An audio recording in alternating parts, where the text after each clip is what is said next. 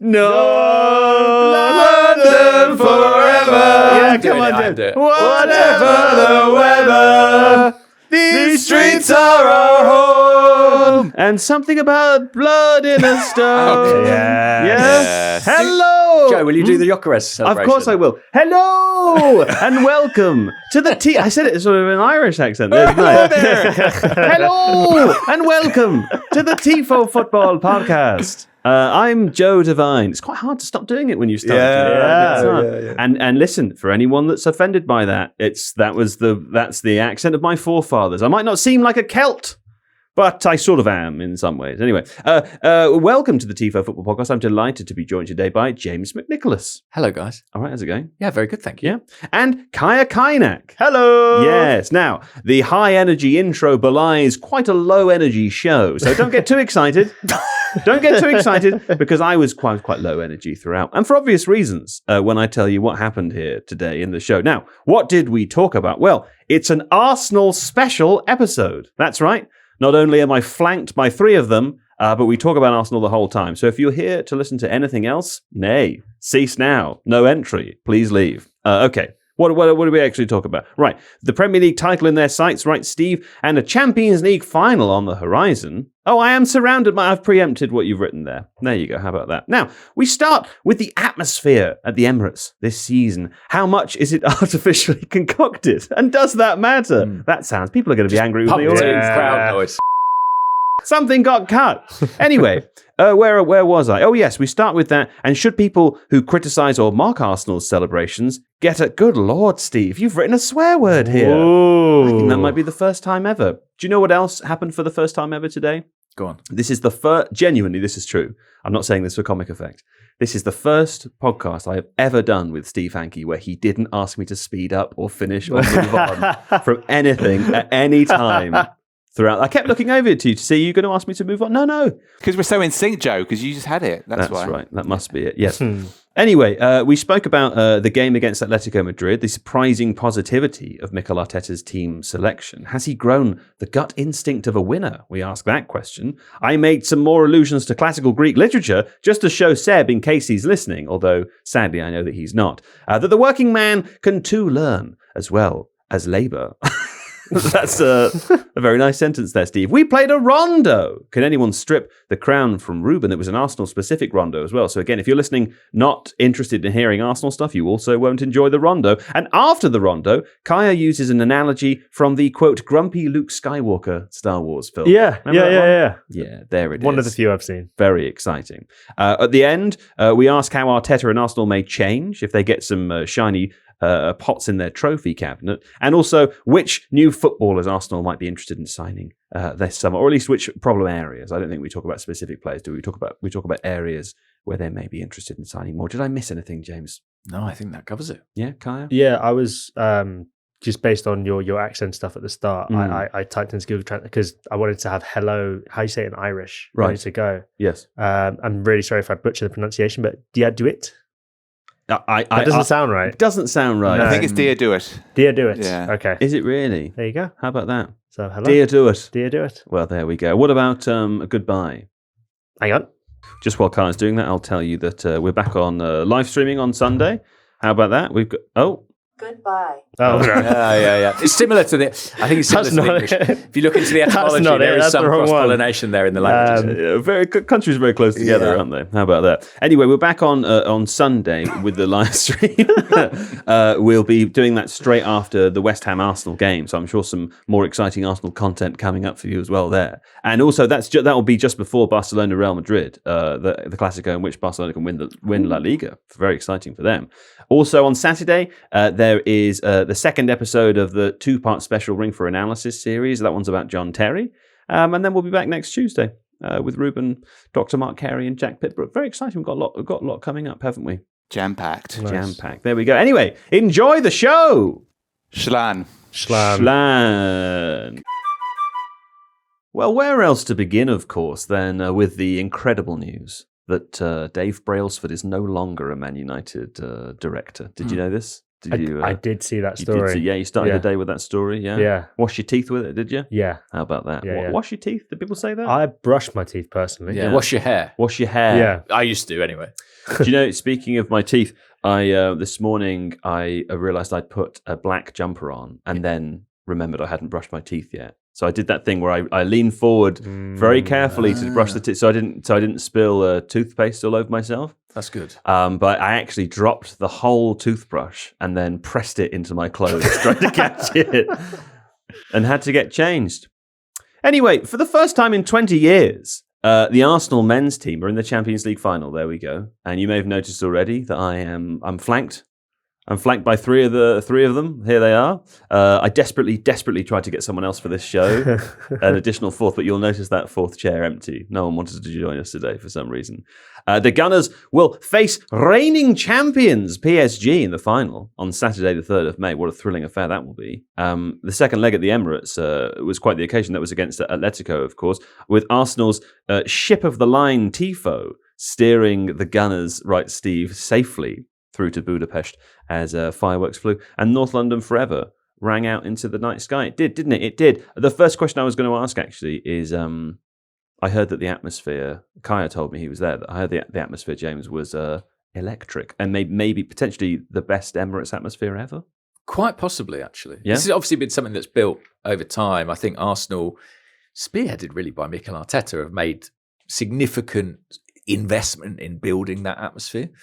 And I know that's attracted a bit of external criticism. People see it as a bit inorganic, but Arteta's always wanted to kind of weaponize the crowd in that way. And I think this semi-final second leg was kind of the peak of that. You know, they, as Arteta said after the game, we just need to maintain it now. And Arsenal have kind of borrowed elements from different fan cultures around Europe, actually. I think that's been a big influence. And obviously you see that in the Tifos.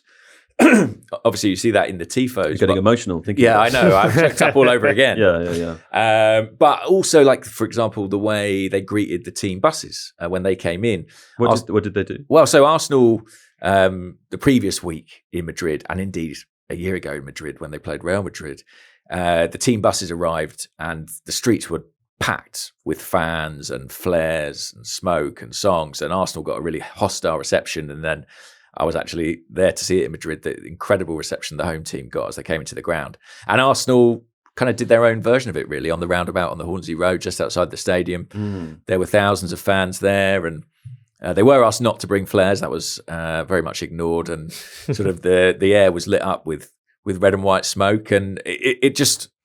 I was part of that crowd, and I thought, wow, what a thing it must be as a player to kind of come through that and get that welcome, get that reception. Yeah. If you weren't up for it before, and of course, why would you not be as Champions League semi-final? But it just added that extra layer, and it built into the game as well. It's unusual at Arsenal to see the stands full 20 minutes before kickoff, but they were. And yeah, the party at full time was pretty special too. So, you know, the Emirates Stadium's been around a while now, 20 years. Yeah.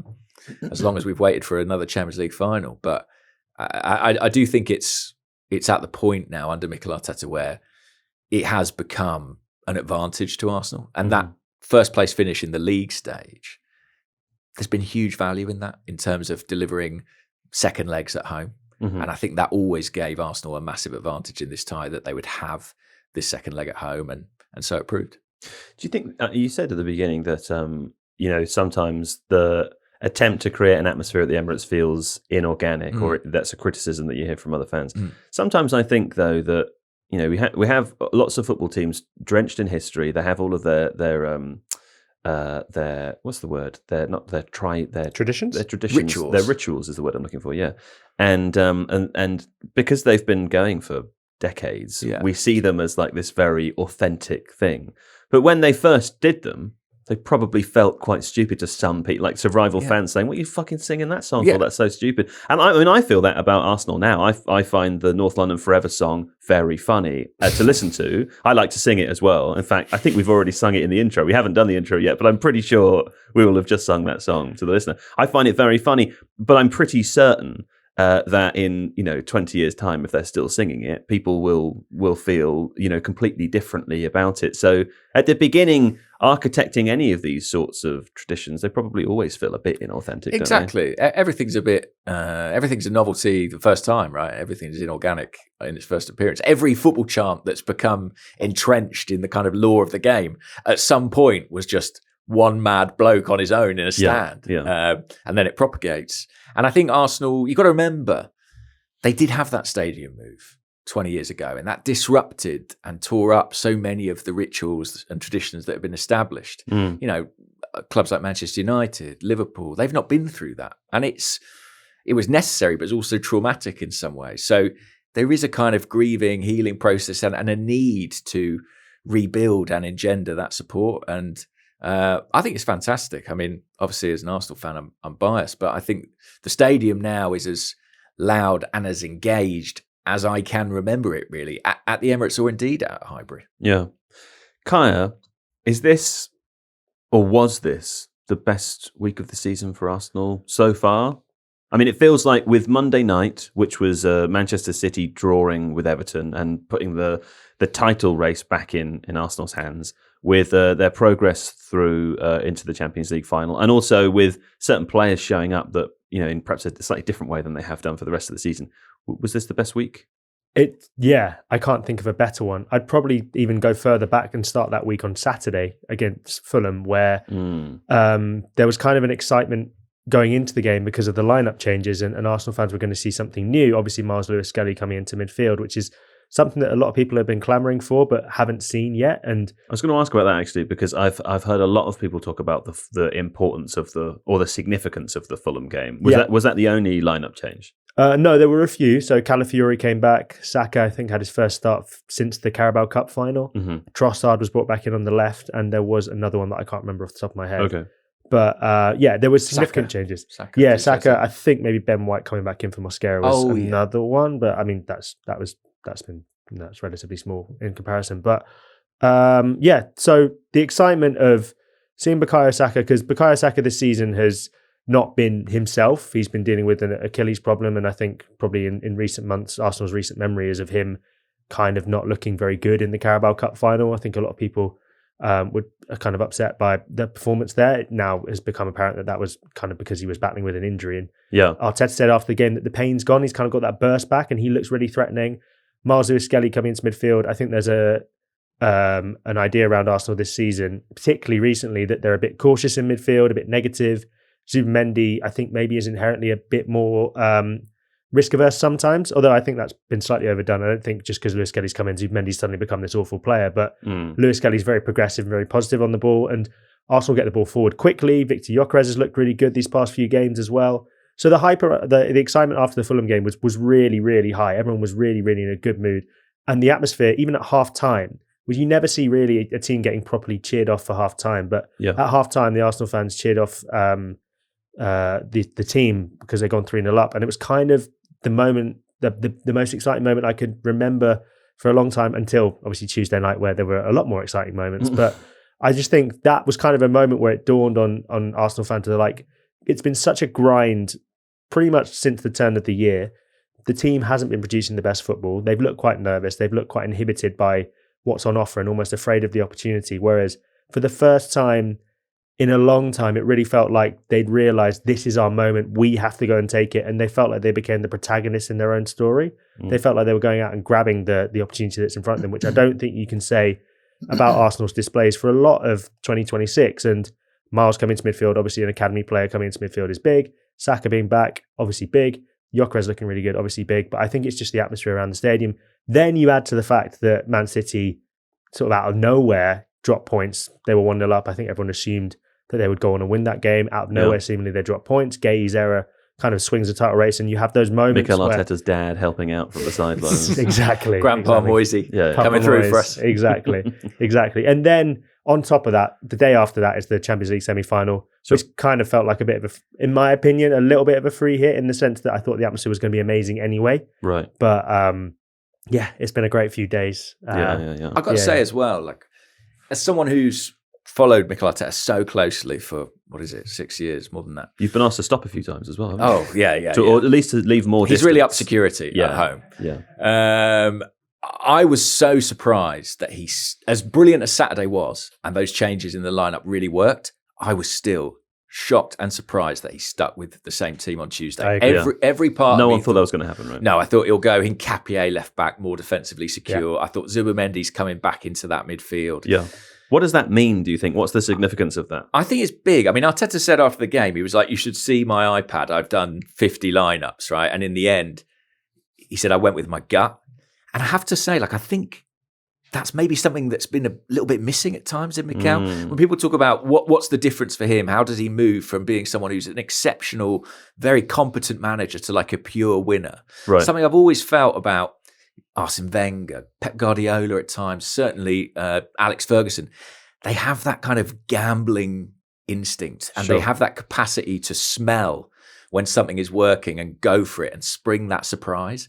And it's a fascinating situation, because here the surprise was I'm sticking with the same team. Yeah. But leaning into that and leaning into that momentum, I think it was another thing that gave the atmosphere a lift, because I think people were excited by a positive team that was set up to win the tie and win the game.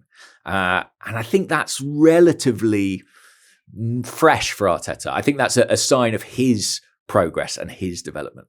Let's talk about the game a little bit, because I can hear John McKenzie's voice in my ear. Not literally, he's not in the room in the booth with Steve, but we were sort of texting through the game a couple of nights ago, and one of his criticisms was that Atletico just didn't approach the game in the way that perhaps he would have expected them to, after what they may have learned from the first leg, right?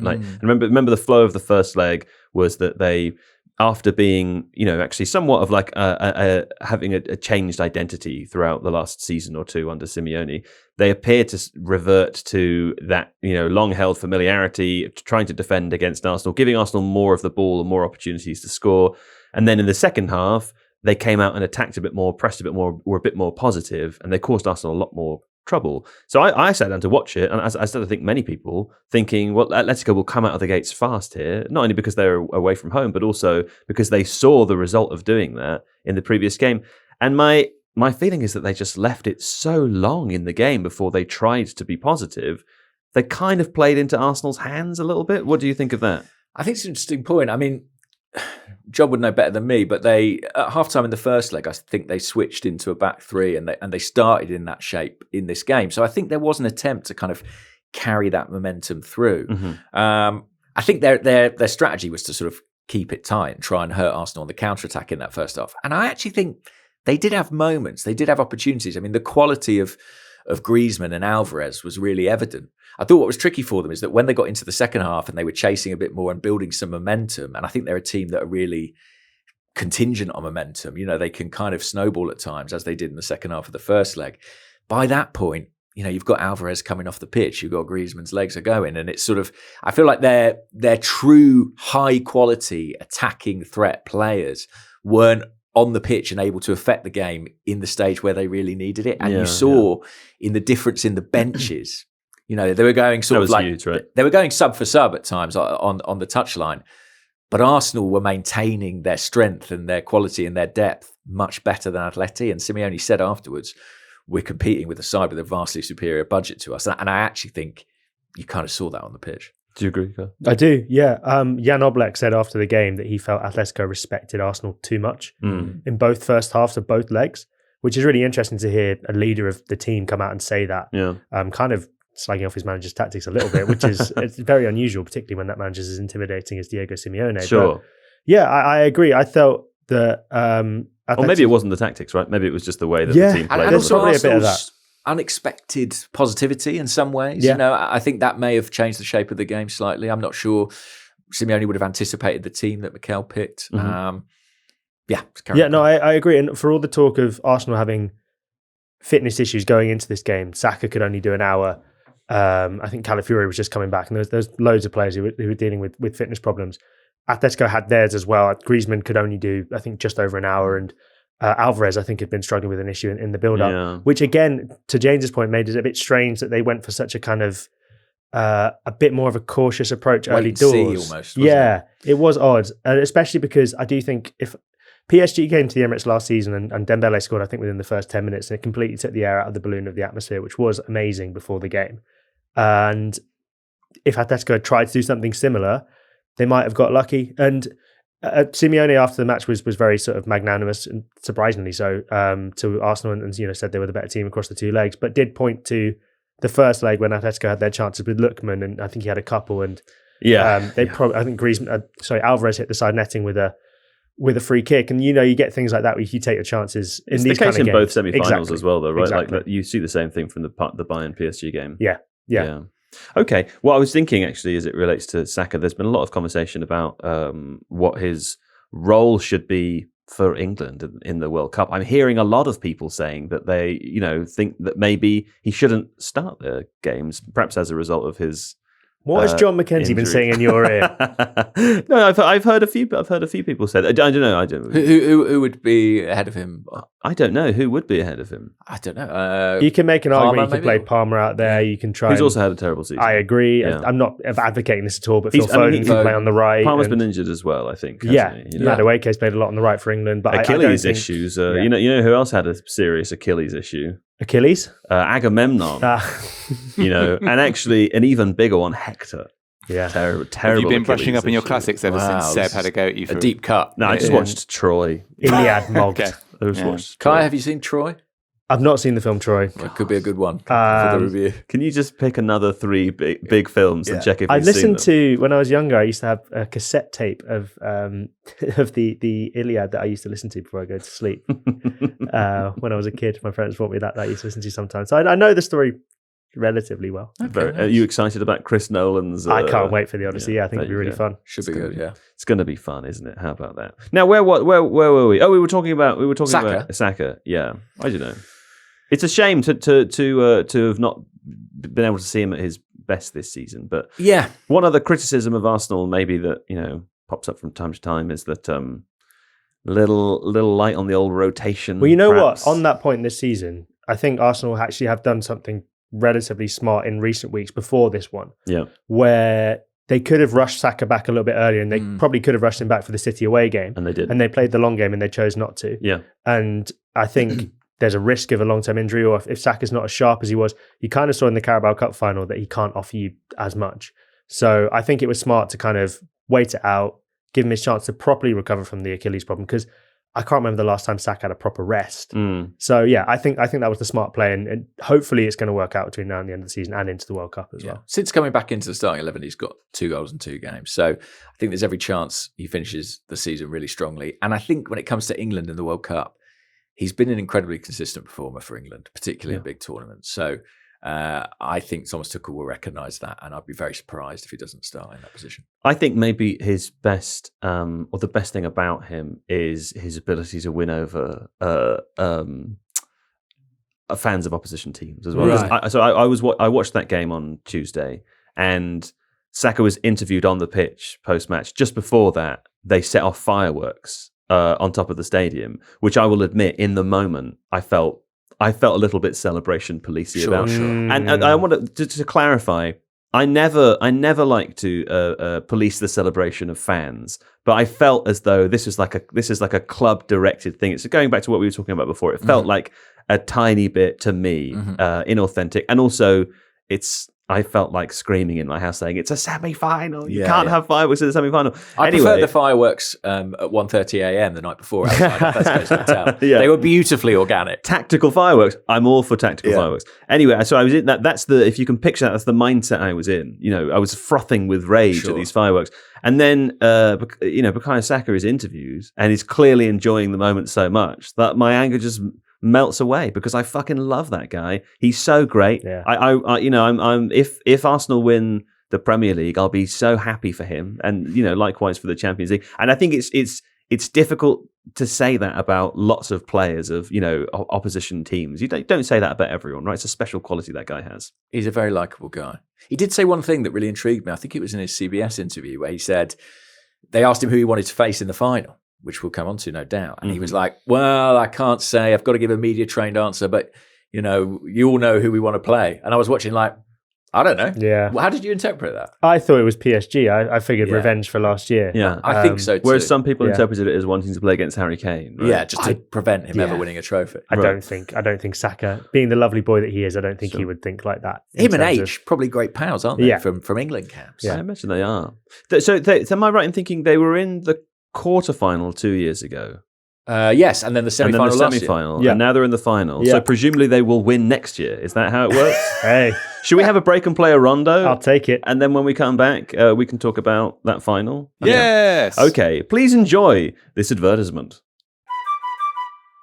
Okay, welcome back. Now, this is a very intense rondo. You've played the rondo before, James? Yeah. It was a good one last time I was on. So this one is going to be super intense because it's mano-y-mano. Okay, Oh, it's 1v1. Wow. I'm not involved in this one. There's only one winner here. Yeah. In fact, I'm not sure if you can have a right. It's more of a piggy in the middle sort of situation. I'll be piggy. You guys can be either side. Okay. And because this is a mostly Arsenal themed episode, I've gone for an Arsenal themed rondo. And I think I'm going to say that you have the advantage here because Kaya probably would have been 1 year old. How old were you in 2006?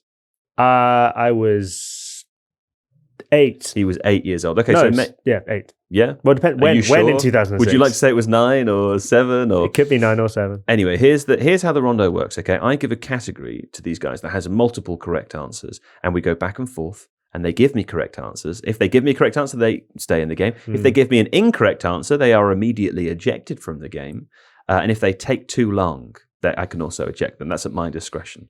Now, the category for today, given that Arsenal have reached their first Champions League final in 20 years, is players from both teams who started the 2006 Champions League final against Barcelona. Second, you said 2006. I knew that was where that was going. If we complete the starting lineup, which is possible because we have two so-called Arsenal experts here, and I say so-called only to insult Kaya, James, not you, not you. Shots fired. That's just to upset Kaya. It's all right. If we do that, we have got 6 substitutes who came onto the pitch. So I will not be accepting at that stage as a tiebreaker. Wouldn't be accepting subs that weren't used, but used substitutes as a tiebreaker. Okay. But only after the starting 11s. Only after the starting 11s are complete, and that includes Barcelona's team. Wow. So, James, I will begin with you. Well, I will pick the player who started but was on the pitch, sadly, for the shortest time, and that would be Jens Lehmann. Jens Lehmann. Yeah. There you go. Okay, there's a nod forward to a potential used substitute as well, if possible. Kaya? Ashley Cole. Ashley Cole, yes. James? Goal scorer on the day, Sol Campbell. Sol Campbell. You're absolutely right. Okay, I'm curious if we'll do the entire Arsenal team before you do any. I think it would be the safe bet. That's how it's going to go. Okay. I think the right back was Emmanuel Eboué. It is. Oh, God, you've made me scared for a second. These players are not lined up in order for me, so I'm kind of flicking through. Okay. But yes, Eboué was there. Okay. I've got a little doubt in my mind over the other centre-half. I do too. Say. That's why I avoided it. Because I know that Philip Senderos played all through the competition, but I think he was left out. Do the maths, though. You started, so it will come back to you for the 11th pick. That's the oh, unfortunate dearie thing. me. Well, anyway, let's play safe in the meantime, and I'll go Robert Pires. Robert Pires, of course, was in the lineup. Kaya? Gilberto Silva. Gilberto Silva was also in the lineup. Back to you, James. Cesc Fabregas. Fabregas was in the lineup. Okay, there's 4 Arsenal players remaining. Kaya? Alexander Hleb. Hleb was in the lineup. Whoa. Okay. Thierry Henry. Henry, of course, was there. I wanted Captain that Henry. one. 2 left? 2 left. Well, I mean, 2 left of the Arsenal team. Yeah. Pick a Barcelona player if you want. All right, Ronaldinho. Ronaldinho was there. Okay, James, over to you. I'm going to say Kolo Touré. Yeah, Kolo Touré. Yeah. Kolo Touré was there. Brought back in for the final. There's a few. Kaya? I'm really not sure on the other Arsenal player because there's quite a few it could be. Yeah, I have an inkling. I did too, but I'm just going to go Samuel Eto'o and be safe. Samuel Eto'o, yeah, he played for Barca. Yeah. Dare I complete the Arsenal 11? It's a risky ploy. Jose Antonio Reyes. No. Oh, I was going to say Reyes as well. So Reyes was a used substitute, but does not count. That's Freddie in Ljungberg. this stage of the game. Freddie Ljungberg. So you have to give an answer now, Kaya. To win this, you have to give an answer. Crikey. If you want to say Ljungberg, you can. No. We have had ones before where nobody's won. I'm going to go... Just play it safe, surely. Yeah, but I can't think of any Barcelona players to play Well, that was my problem. Yeah. The name that's coming to my head, bizarrely for Barcelona, is a defender called Oleguer.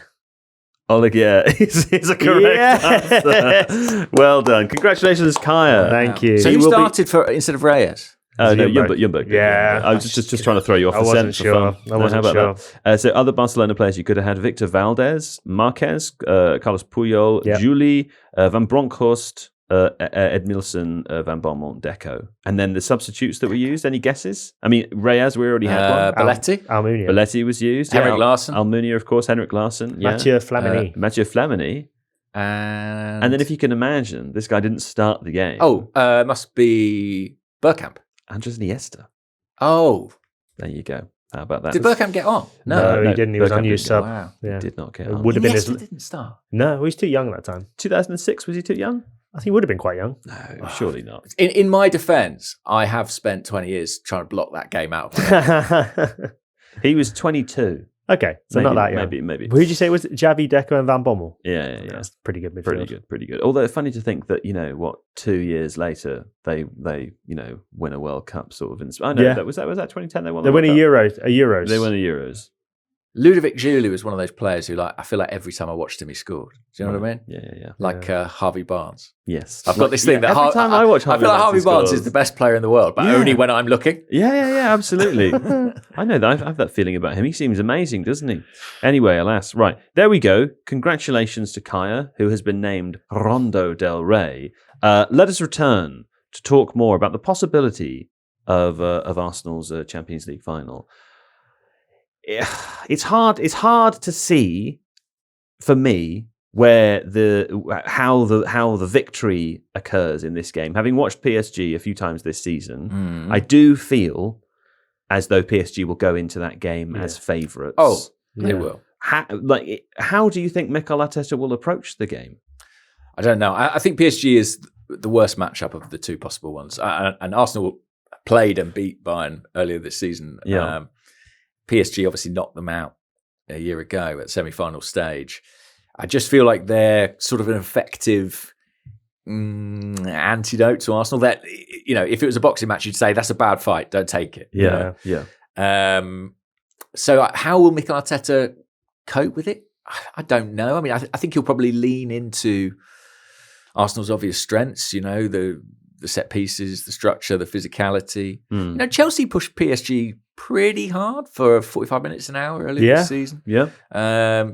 I must admit I didn't see the game, but speaking to people, I think there is a feeling that PSG can have an off day and can be got at. Sure. And certainly, I suppose Mikel Arteta, he was glowing about that first semi-final leg against Bayern, the 5-4 game. But knowing him as I do, maybe he'll have also identified some structural or defensive weaknesses that he can try and exploit.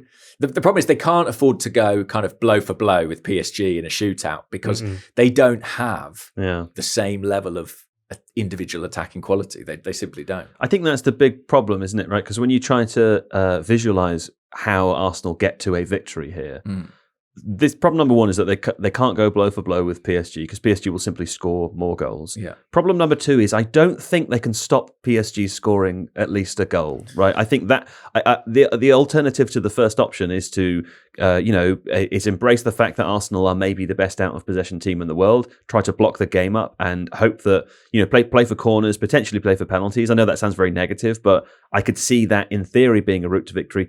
I just don't think that. I'm not sure any team can stop PSG scoring one goal. When you look at the players they have like Kvaratskhelia, you couldn't be confident going in with a game plan that was more about stopping them than scoring yourself. Yeah. I mean, I saw a fun stat the other day, which is that when Gabriel and Saliba have started together, the last time Arsenal conceded a goal from open play in the Champions League was when they lost to Bayern Munich in 2024 in the quarterfinals. Right. So Arsenal in the Champions League defensively are really, really good. I think they've only been behind for 44 minutes in the entire competition this season. So they're the best. They're the best defence in the competition. So if there is a team that would stand a chance, I'm not saying they will, because I think if there is, PSG it would be amazing. Arsenal. I just don't think there is. Well, also like PSG, aside from all their offensive brilliance, I think the second leg, watching them against Bayern Munich last night, actually worried me more than the first leg. That's a great point. Yeah, the first leg, obviously they've got Kvaratskhelia and Dembele is probably one of the best players in the world, and Doué is amazing. We all know how good they are going forward, but watching them, I was like, what?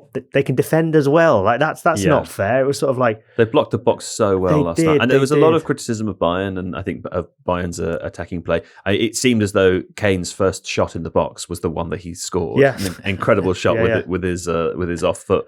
But I mean, PSG, they were so secure. Yeah, I felt as though I could imagine seeing an Arsenal attack that perhaps, because of how they've been playing this season, aren't totally familiar with trying to break down opposition blocks, aren't necessarily that familiar with really actively trying to score from open play, needing a goal against PSG, who maybe, score a worldie in the first half. I can see a game playing out 1-0 in the same way that it did. Well, almost did yesterday. Yeah, that worries me a lot more.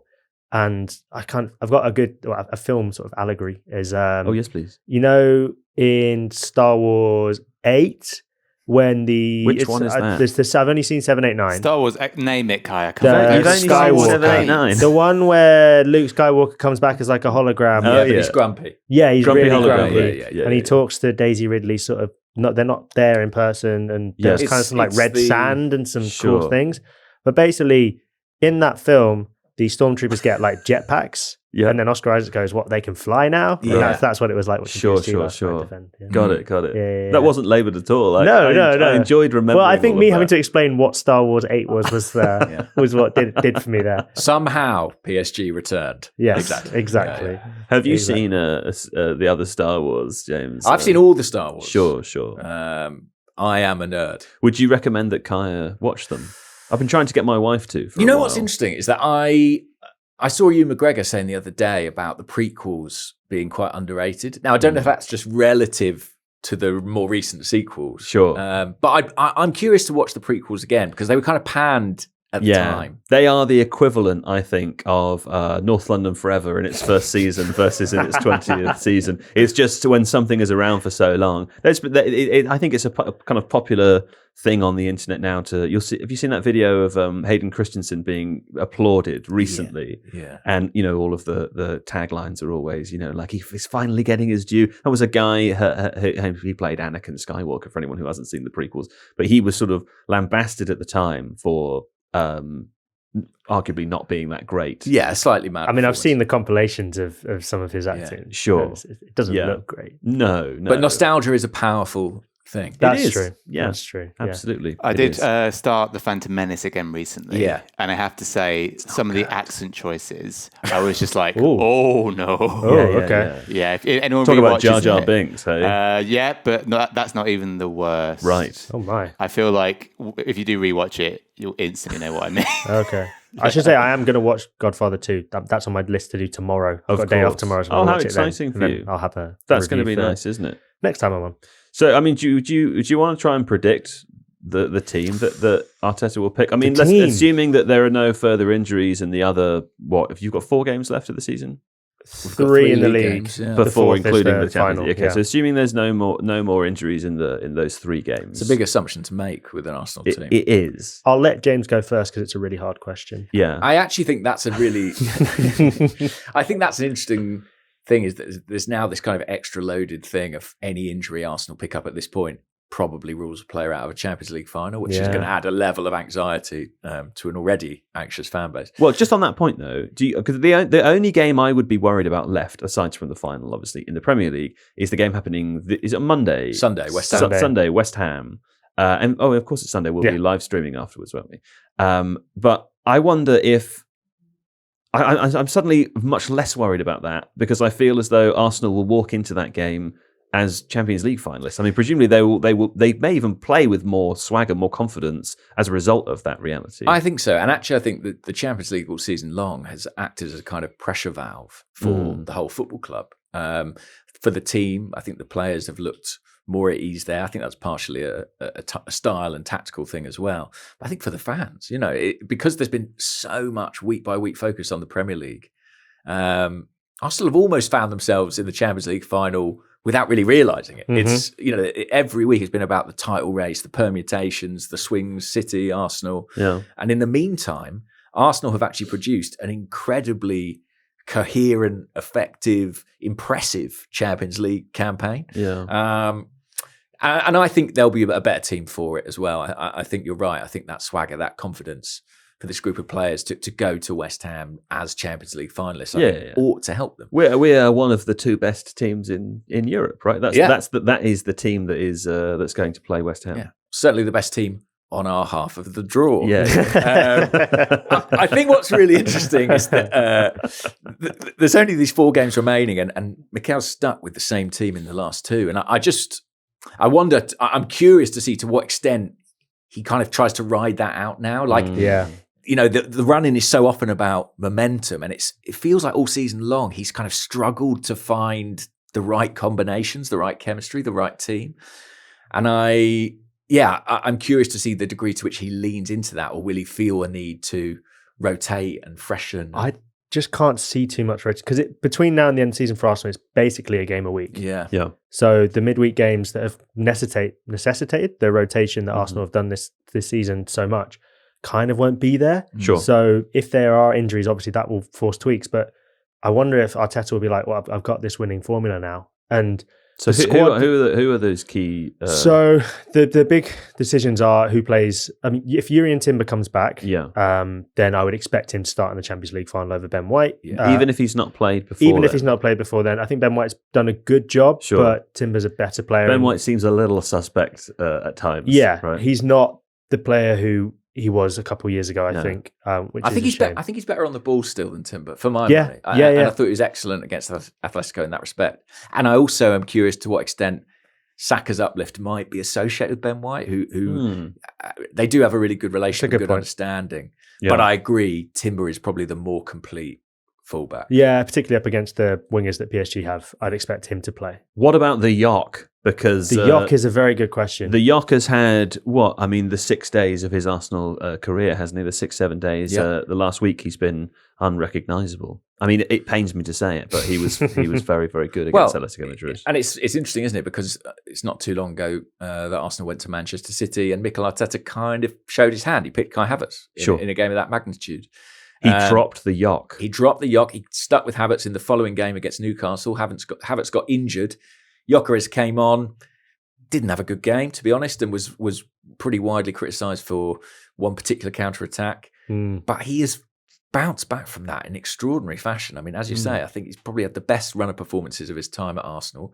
His goal-scoring record of late, but probably since the turn of the year, is really good. Yeah. And I think he's the man in possession. And the Atleti performance was dynamic, powerful. He left everything on the pitch. Funnily enough, the one thing he didn't do is put the ball in the back of the net, and he had a chance where I think ordinarily you'd expect him to take it. He's good in those positions. I think it's his shirt for the time being. He did a lot of fun individual battles in that game. He had the appearance of a man that was physically trying to throw off the negative reputation that he has earned, perhaps in the first half of the season. It looked like someone who very much had a point to prove. Yeah, and listen, I think Gyökeres is a player with limitations, and I actually think he would probably say that. He's even alluded to it, I think, in 1 or 2 interviews, that he's not the most technically gifted player at Arsenal. But what do you want? You don't necessarily need to be a centre forward if you can really apply yourself and use your physicality and do all those other number 9 things. Yeah. And he absolutely did those against Atleti. The way he was running the channels, holding people off, bringing others into play. Can you imagine playing against him? It would have been pain in the ass. Yeah. It would have been a war. Yeah. It would have been exhausting. And I think when you are a player with those kinds of limitations, that's what you have to do. That's what you have to deliver. And at the same time, he is regularly putting the ball in the back of the net. So I think he's doing, at this point, over the last few games, about as much that could be expected or asked of him. Okay. And so the Yock starts. I think the Yock starts. Okay. Yeah. Okay. What about Miles Lewis-Skelly? That's a really good question as well, because Lewis Kelly has come into a Champions League semi-final essentially cold. Like he's played one game. He started one game. Sure. Started against Bournemouth too, but that's, as rusty as you could be. And he bossed it in the Champions League semi-final, which is really, really impressive. So you wouldn't have the fear of chucking a young player into a big final like you would maybe with some other young players with Lewis Kelly. I guess the decision is up against PSG's high press and their midfield. Which is amazing. Yeah. Do you want someone who is probably a bit riskier and bolder, which has kind of unlocked Arsenal in the past couple of weeks, or past couple of games even? Or do you go for someone who's a bit more cautious, but going to protect the ball a bit better and is going to probably handle... Which would be who? Which would be Martin Zubimendi, I think. Yeah. Although it's close. It's much closer than you might expect. So, I mean, my inclination would be to go for... I'm probably being cautious, but would be to go for the experience in the final. Mm-hmm. But I would not be upset if Miles Lewis-Kelly started that game at all. I think left-back is another really interesting one. Yeah. Mikel Arteta's got a position of enormous luxury. I mean, Miles Lewis-Kelly was his first choice left-back for much of last season. He's probably third choice left-back at this point in time, and it's because he's got Ricardo Calafiori and Pierre Nkapie. And I thought the use of them against Atleti was so interesting. Calafiori starts, he brings that attacking impetus, that unpredictability, his ability to take up different positions in the opposition half. And then when Arsenal have that lead, to bring on Nkapie, who you would say is more of a pure defender and an outstanding one-to-one defender in that respect.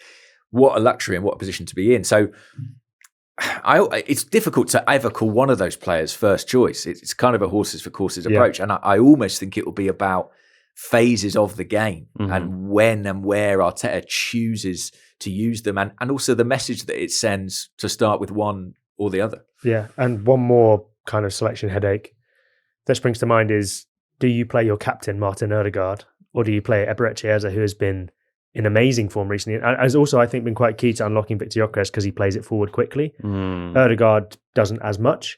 You could find a way to get them both in the team, put Eze on the left and Ødegaard in the 10 position. But yeah, it's good for Arsenal that a lot of their injured players are coming back at just the right time of the season. Yeah. And Mikel Arteta will be very happy for all these selection headaches, I'm sure. Okay. Let's have another quick break. And then when we come back, we'll talk about Arteta's future and also Arsenal's summer. Right. Welcome back. So I'm sort of low on energy in this show a little bit, because it's because we're talking about Arsenal. Because I'm happy. Yeah.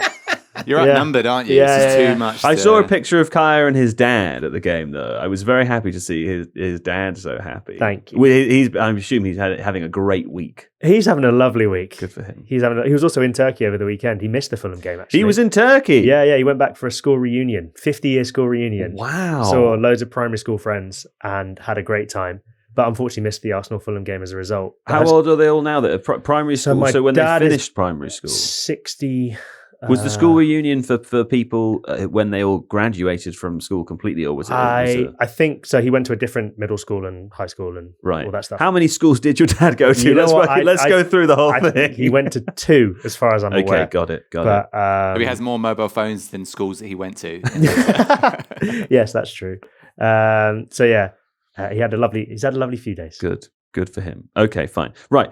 You wrote a piece on The Athletic, James. Oh, no. Which I think people should read. It was titled, and you wrote it before the Atletico game, and it was titled something as follows, I love Mikel Arteta. He's my favourite person. Yeah. He should be given my dad. He's my dad. He should be, I wish he was my dad. He should be given a new contract regardless of what happens in the final 5 games of the season. So you wrote that before the semi-final second leg. Yeah. And before Man City dropped points at Everton as well. Although it came out after. Impressive. So I was like, that's probably helped its reception, the way it landed. Okay. Why did you think that? Because I know there are plenty of people who might say, let's say Arsenal didn't get to the Champions League final or don't win it and also don't win the league for whatever reason. I think there'd be people who might be fair to question Mikel Arteta's approach given the points tally, the points total, and also the stalling trajectory over the last few years. What's your opinion? Yeah,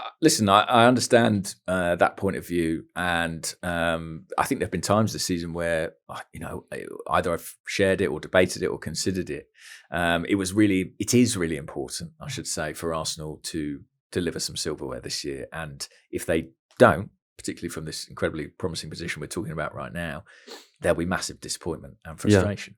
But I do think that the football club have to take a wider picture than just the next 4 or 5 games. They might be the most important games of the season, but I think when you look at the job Mikel Arteta has done over 6 seasons at Arsenal, the way he has transformed them from kind of mid-table, out of Europe obscurity into contesting the very biggest prizes consistently. I mean, we've talked about their progression in the Champions League.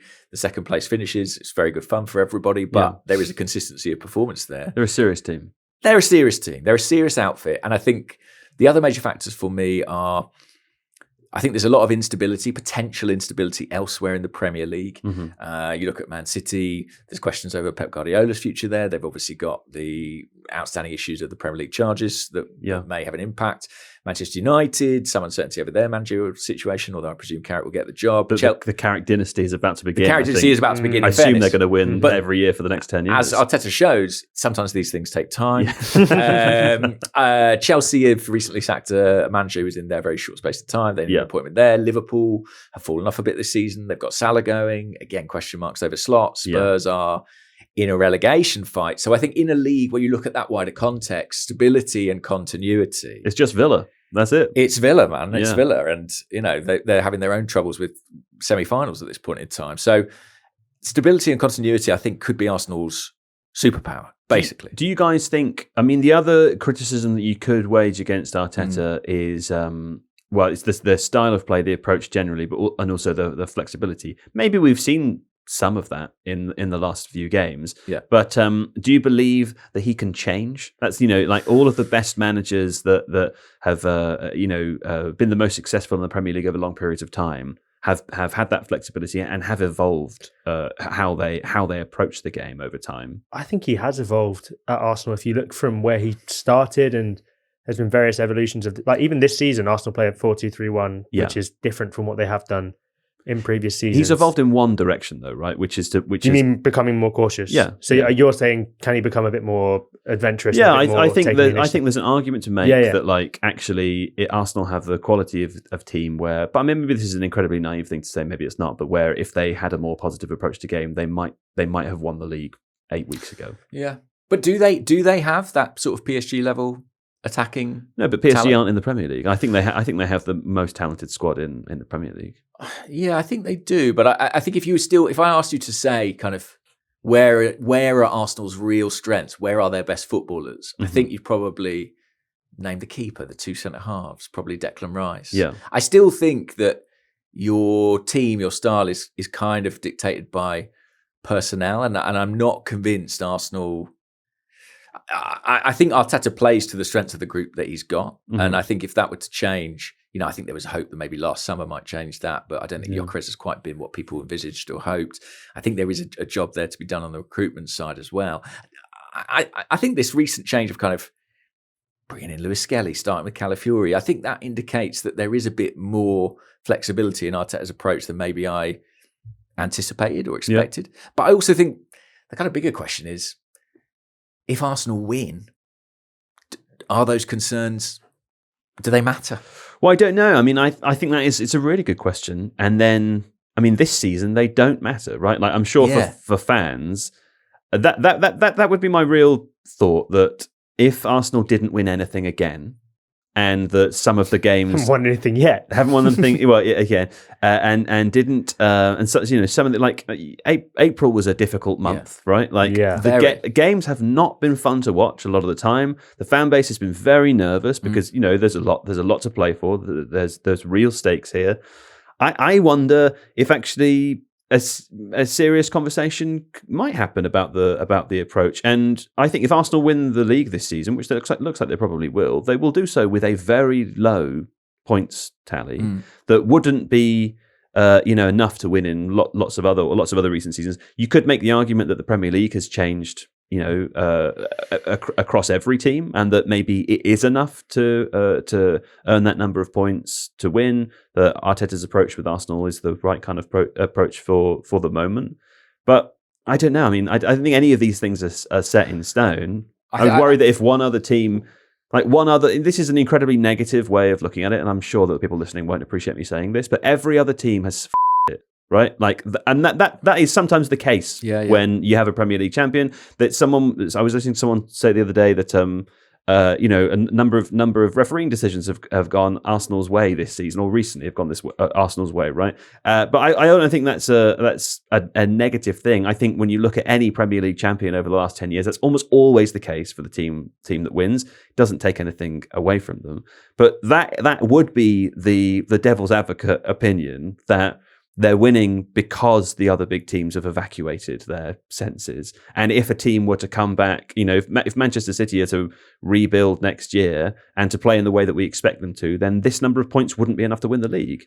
I think that's fair. I think that's a really good point. And I think there is that desperation to win at Arsenal among the supporters. Yeah. And it will be fascinating to see if they get that, how that changes. Yeah, what are the expectations and the demands? And when you play football that isn't beautiful, attractive, attacking football, you have to win. That's the problem, because when you don't, there's gripes, there's things to pick up on. And Arsenal fans, as desperate as they are to win, I think my personal feeling is that many of them as well are sort of ingrained in that idea that Arsenal do play good football. I know historically, you go back pre-Wenger, you look at George Graham, there is this tradition of teams that are built on defensive solidity. Even the team that reached the Champions League final in 2006, they did it on a run of clean sheets. Yeah, that's true. But I do think we are kind of, the Wenger years means that fans, certainly of my generation, and probably the ones beneath as well, are sort of have been brought up on this idea that Arsenal are. It's almost like a value of the club. I feel that way. Do you? Sure. Yeah, I feel as though the Arsenal I see at the moment, and like you said, it's because of a moment in time. It's as a result of my age and when I first started watching them. I feel like the Arsenal of the moment are an aberration of some kind. I feel like they don't represent the Arsenal that I. But then the Arsenal that I know lost. Well, this is it, and I think this winning window is open. I know another team can come back, seasons change unexpectedly, but I think this Arsenal team, without sort of throwing the baby out with the bathwater, can win things in the next 3 years. If you look at the age of the squad, if you look at the players that are under contract. And I actually think for kind of like the prestige of the club, that the best thing to do is to sort of lean into that and carry on this path that they're on and try and, really build success, sustain success across that period. But if they fall short, I think you're right. I think some of these questions will come back around. And I think it's kind of an interesting thing about Arteta. But then maybe in winning, it changes perception of him. Maybe it puts him on a pedestal that means he's kind of insulated from that sort of criticism among Arsenal fans. If he's the guy who brings the club their first Champions League, are they really going to pull him up on the fact that he likes corners? I don't think anyone's insulated from criticism among Arsenal fans. Yeah, at all. You're probably right. But I think with Arteta, he's actually spoken about this a little bit in press conferences this season and said the whole man-to-man thing and the way that the league's changed over recent years and the tactical stuff. And that's why he claims he needs to play the way he does, is to try and limit the number of transitions. And that's why it's kind of as cautious as it seems, is to try and avoid the games becoming like basketball games, because he thinks that's not how you win football matches. And he thinks that's how you lose football matches. And if you go back to the first title race, Arsenal tried to do it a bit more that way, and they ended up falling short. And I think that they lost 4-1 to Man City, and that was kind of the game where it all fell apart. And I think that had a big effect on Arteta. And tactically, he's kind of never been the same ever since. He's been a lot more cautious. He's been a lot more risk averse. I can't, in answer to your original question, I can't see that changing, particularly because I think if Arsenal win, I think he'll feel vindicated and say, "Look, I was right all along." That's kind of the crux of the issue, though, right? Because the way that we've seen Pep Guardiola and Manchester City evolve tactically over the last few years has been very interesting, and I think is the better way of talking about it and describing it. It relates to control rather than possession, rather than positional play, rather than anything specifically tactical. Because you mentioned already, like the way in which the league has moved towards man-to-man defending, and also just more broadly the way in which every other team in the Premier League has got used to playing against big elite sides that try to press you back. Everyone's transitional football is so incredible. Counter-attacks are are so effective, and set pieces also, that I can understand the perspective of Arteta. And I think if they do win, then it is a vindication of it. My fear as an Arsenal fan would be that were I an Arsenal fan, I should say. I'm sure no one's under any illusions that that's the case. Would be that there's a ceiling to the number of points you can win with this kind of approach, and this season that could be enough. But another season it might not be, and I think that would be my fear. Maybe the answer is that there is no way of approaching the game tactically at the moment which would earn you significantly more points than Arsenal have done. Right? I think, by the way, as well, that's why this European final is so fascinating, because it's kind of a clash between these two almost coaching ideologies. Will Arsenal meet their ceiling in Budapest? Quite possibly. Well, I'm very excited. Right, before we finish, let's just talk about the summer, because regardless of what happens, Arsenal do need new football players. Also, I think. Where are the key areas? Where are the areas in the team that need refreshing, do you think? Or have you heard anything, James? Ear to the ground and all. I think they'll be looking at fullbacks. They always like fullbacks. Have they not got enough fullbacks? No, never enough fullbacks. You can never have enough fullbacks. How tall will they go this time? 7 foot plus? The first 7 foot right back, I think, coming in. I think that'll be on the agenda. I mean, Nkapé will be converted to a permanent, but I think right back, it wouldn't surprise me if we saw some evolution there. Right. I think, Ben White, as much as he's been a really trusted lieutenant of Arteta's time, I think there might be a kind of natural change over there. I think midfield, we spoke about Lewis Skelly coming in. Could that change plans? Potentially, but a problem all season long has been Mikel Arteta's reticence to use Christian Norgard in the Premier League. Seems strange that they bought him retrospectively. 56 minutes, I think I'm right saying, in the Premier League. Wow. The good stat is that Eze's played more for Palace than Norgard has for Arsenal. Presumably he's not played enough to... do you get a Premier League? No, that's not how it works. No, We've actually done a Tifo short on this. It's they get a certain number of medals they can give them to whoever they want. So, right. So he will get one. Yeah. It's none of the sort of Martin Keown chasing Arsene Wenger down the touchline kind of stories. I think the left wing as well. I think I probably said that last time I was on it. Last summer that was a conversation that was happening internally about could they upgrade there, could they trade maybe a Gabriel Martinelli in. They considered it with Leandro Trossard. They ended up giving him a pay rise and him staying on. Yeah. But I think when you look at the 11, kind of 1 to 11, where's an obvious area where Arsenal could go to another level? Could be there. I think maybe it's there. Yeah. I heard a lot of rumours that Madrid fans aren't happy with Mbappe. Maybe you could have him. Listen, I'd be open to it. Yeah. Okay, good. I'll call Florentino and let him know. How about that? Great. Have we missed anything obvious that we think we want to mention? No, not that I can think of. Steve?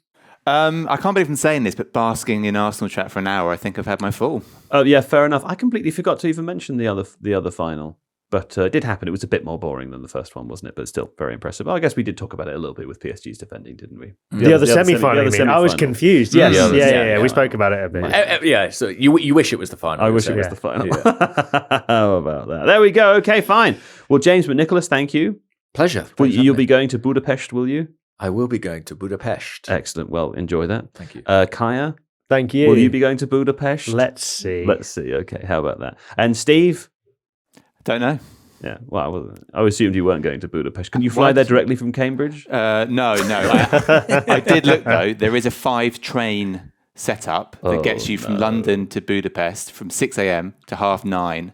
Same day. Only 3.5 hours. 200. Wow, fantastic. I never knew they were so close. You may see me on the train networks of Europe in late May. How about that? There we go. Thanks for listening, everyone. And see you. Well, we're back with another Ring for Analysis, aren't we? On Saturday morning. Yes, that's part 2 of John Terry. Another episode which is just about as depressing as this one. And we'll be back on Sunday. We'll be live streaming directly after Arsenal's West Ham game. How about that? Okay, see you soon. Bye.